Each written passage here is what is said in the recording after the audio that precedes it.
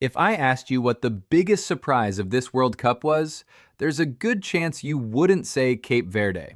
You'd probably remember Argentina advancing. Maybe you'd remember Messi. Maybe another dramatic finish. But after digging into this game, I came away thinking that almost everyone was talking about the wrong story. Because this isn't really a story about Argentina. It's a story about a country most football fans couldn't find on a map. And honestly, before I started researching this episode, I probably couldn't either. Cape Verde is a small chain of volcanic islands sitting in the Atlantic Ocean, about 350 miles off the west coast of Africa. Its entire population is just over 500,000 people. To put that into perspective, more people live in Baltimore than in the entire country of Cape Verde.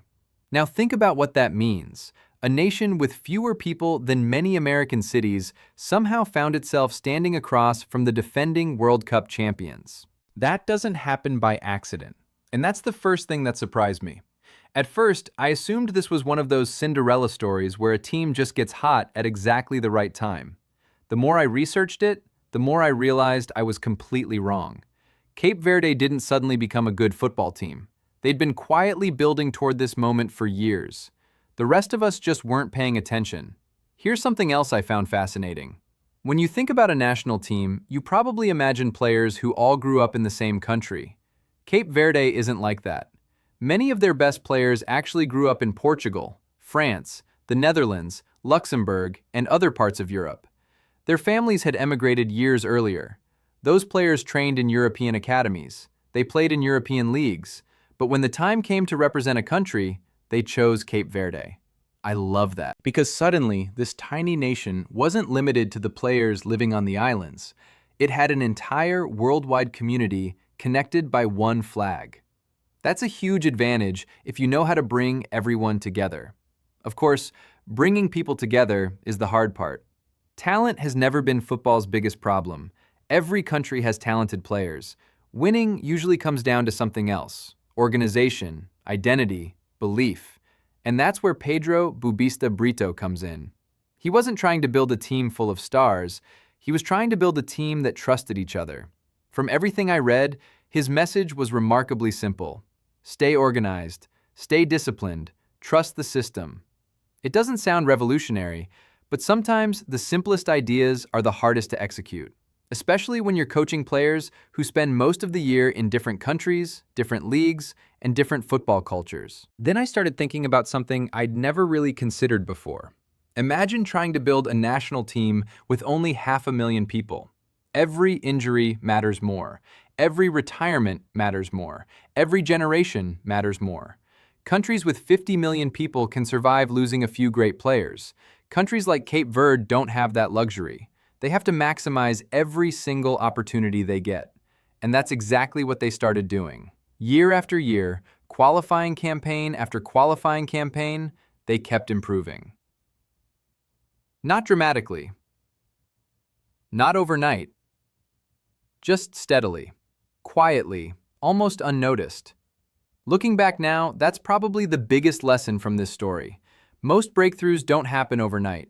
They happen after years of work that almost nobody notices.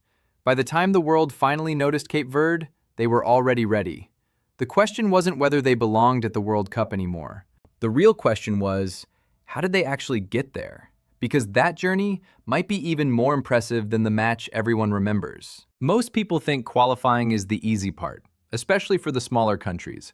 The logic goes something like this. If they made the World Cup, they probably had an easy path. That couldn't have been further from the truth. Cape Verde's road to this tournament was brutal, and honestly, it almost ended before it really started. Their qualifying campaign opened with a disappointing draw. Then came a heavy loss to Cameroon. At that point, almost nobody outside the team believed they had a realistic chance of qualifying. And if we're being honest, most football fans probably would have stopped paying attention right there. Because that's usually how these stories end. A small nation has a little hope, runs into a traditional power, and reality sets in. Except, that's not what happened. Instead of falling apart, Cape Verde got better. Not overnight, not because they suddenly found a superstar. They simply became more consistent. They defended better. They made fewer mistakes. and they started winning the close games. I've always thought that's one of the biggest differences between good teams and great teams. Great teams don't need to dominate every match. They just find ways to win the matches they're supposed to win. That's exactly what Cape Verde started doing. One victory became two. Two became three, then four, then five. Before anyone really noticed, they had completely changed the qualifying group. Now here's the part that surprised me. They didn't just qualify, they finished ahead of Cameroon. Think about that for a second. Cameroon is one of Africa's traditional football powers. 8 World Cup appearances, generations of legendary players, a country that expects to be on football's biggest stage. Cape Verde didn't sneak past them. They earned their place ahead of them. That wasn't luck, that was football. And by the time qualifying ended, something had changed. Inside the dressing room, the players no longer felt like outsiders. They felt like they belonged. That might sound like a small difference, but I don't think it is. Belief changes how teams play. It changes how they defend, how they attack, how they respond after conceding a goal. Confidence doesn't mean expecting to win every game. Sometimes confidence simply means walking onto the field, believing you deserve to be there. Cape Verde had reached that point.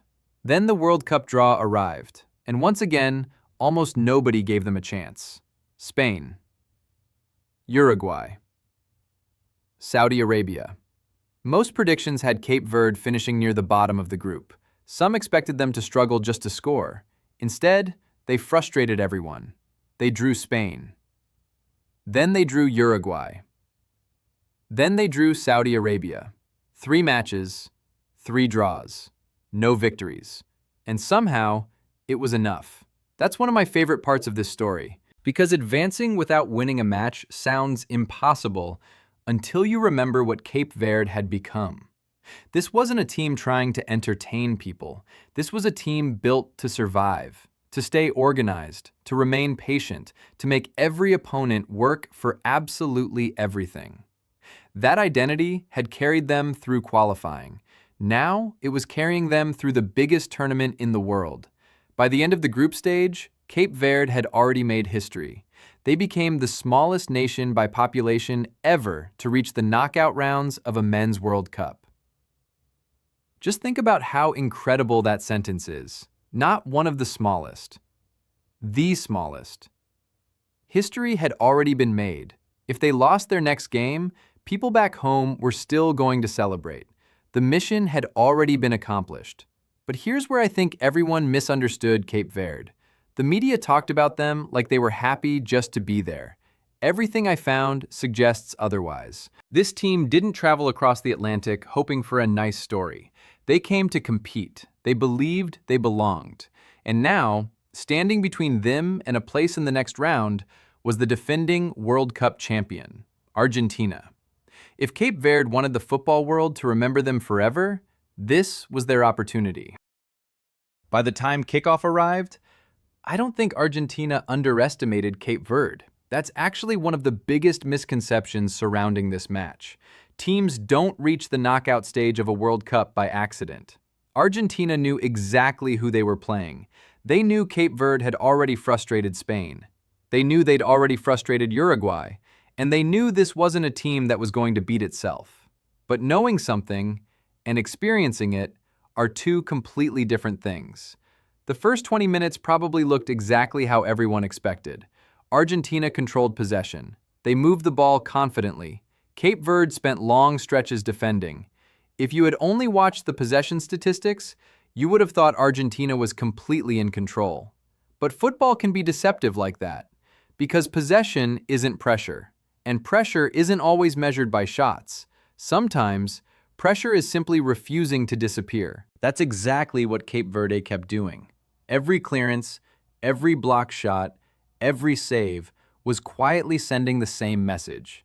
You're going to have to earn this. Nothing is going to be easy tonight. Eventually, great players usually find a way.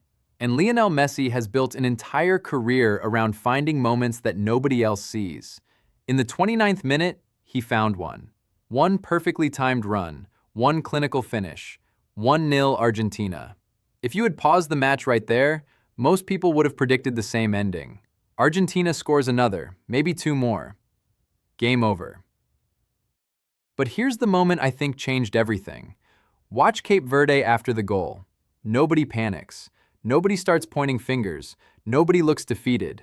They simply reset. That caught my attention, because body language tells you a lot about a football team. Cape Verde didn't react like a team that felt lucky to be there. They reacted like a team that still believed they could win. That's a completely different mindset. As the match continued, Argentina kept attacking. Cape Verde kept defending. The game was unfolding exactly according to two very different plans. Argentina wanted control. Cape Verde wanted patience. Neither team was surprised by what was happening. Then, everything changed. Cape Verde found an opening, just one, and that was all they needed. Deroy Duarte equalized, 1-1. Now, here's something that's easy to miss if you only watch the highlights. The goal didn't just change the score, it changed the psychology of the entire match. Before the equalizer, all the pressure belonged to Cape Verde. After the equalizer, it belonged to Argentina. Think about that. Cape Verde had already exceeded every expectation. Argentina hadn't. Every minute that passed without another Argentine goal, the pressure grew. The crowd started getting nervous. The players started forcing passes. Suddenly, the defending champions were the team trying not to fail. I've always loved that about knockout football. Pressure doesn't belong to the weaker team, it belongs to the team that's expected to win. And for the first time all night, Argentina looked human. The final minutes of regulation became increasingly tense. Argentina pushed forward again and again. Cape Verde absorbed the pressure. The goalkeeper, Vozinha, produced one big save after another. Defenders threw themselves in front of shots. Every clearance felt like a small victory. Every passing minute increased belief. Then, 90 minutes were over, extra time. And I honestly think that's the moment Cape Verde stopped dreaming and started believing. Because now, they weren't surviving anymore. They were standing toe-to-toe with the defending world champions. After 2 hours of football, there was almost nothing separating the two teams.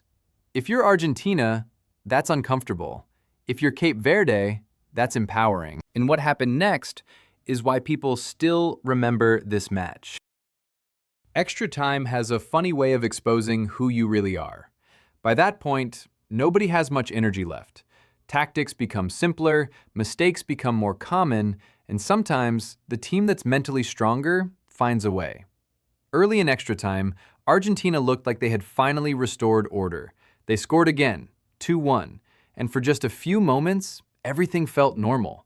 The favorites were back in front, the underdogs had finally run out of miracles. Except, Cape Verde didn't seem to get that message. They kept playing, they kept believing. And then came the moment that, for me, defines this entire tournament. Sidney Lopez Cabral picked up the ball outside the box, cut inside, and curled one of the most beautiful goals of the World Cup into the top corner. 2-2. I actually watched that goal several times while researching this episode.